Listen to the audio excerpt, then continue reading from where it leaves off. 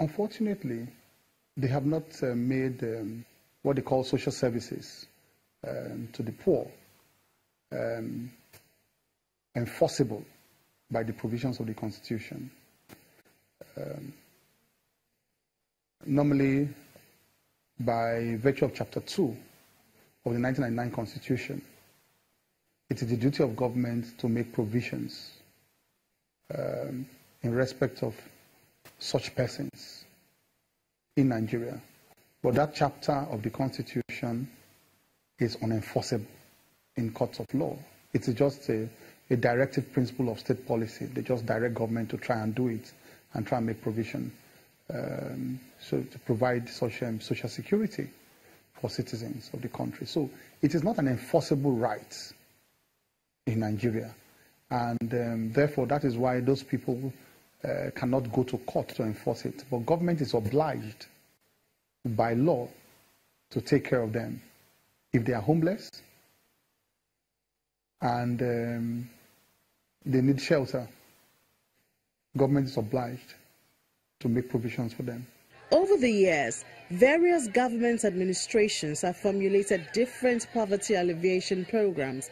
Some of them include Better Life for Rural Women, Family Economic Advancement Program, National Poverty Eradication Program NAPEP, National Economic Recovery Program to provide easy access to credit by small and medium-scale enterprises, and a host of others. But the question is, why has the poverty figure been on the rise in the face of these laudable programs? I believe that we don't plan for long enough. I know that in a country like Mauritius, they have a 20-year rolling plan. And it doesn't mean that a plan must be cast in concrete, but at least it is there to guide you, and even successive governments need to tap into it. So I would like to advocate for more continuity.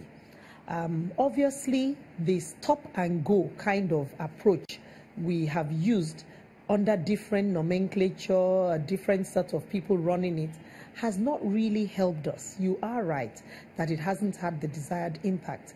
Particularly now we have one of the Sustainable Development Goals, the SDGs. Goal number 1 is zero poverty. So in order for us to achieve that, we really need to hit the ground running and ensure that the policies we come up with and the program implementation plan, it is passed on from one government to the other. There must be some performance measures, some indicators, and we need to have reports. We need quarterly, half-yearly, and end-of-year reports on these poverty alleviation programs so that we can know how far, we've been able to go and what else needs to be done.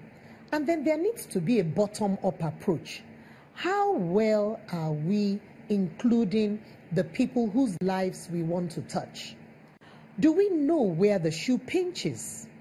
We need to include them. In a very simple manner, we can have more participatory, implementation of all these programs.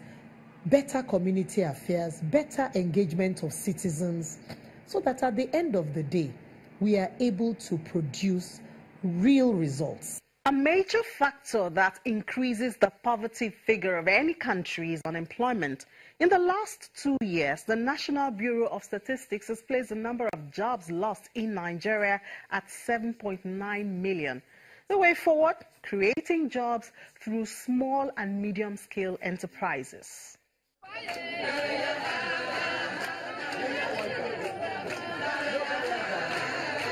This also brings to mind the issue of government social welfare programs, which the federal government reports that over 41 billion naira was spent in 2017.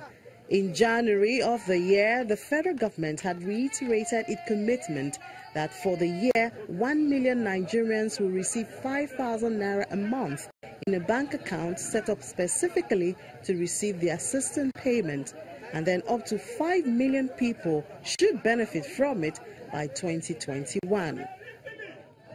This is one of the 4 programs which the government has engaged in to better the lives of the underprivileged. Empower, which is the job program for unemployed graduates, has received over 26 billion naira, being the single largest spending item out of the 4 social investment programs under the 2016 appropriation. This is all part of the 500 billion naira intervention fund set aside in the 2017 budget to improve the quality of life of the have-nots. For the first time, government has budgeted money.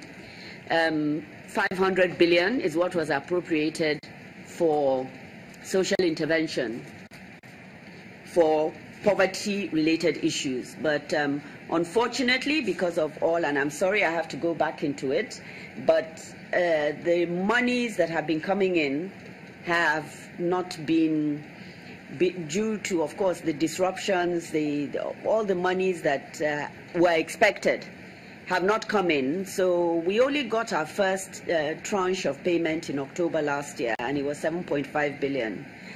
So, of course, we all know that there are huge numbers of almost 60 million poor Nigerians, in fact, extremely poor Nigerians, and the money that was budgeted will not be able to address every single Nigerian.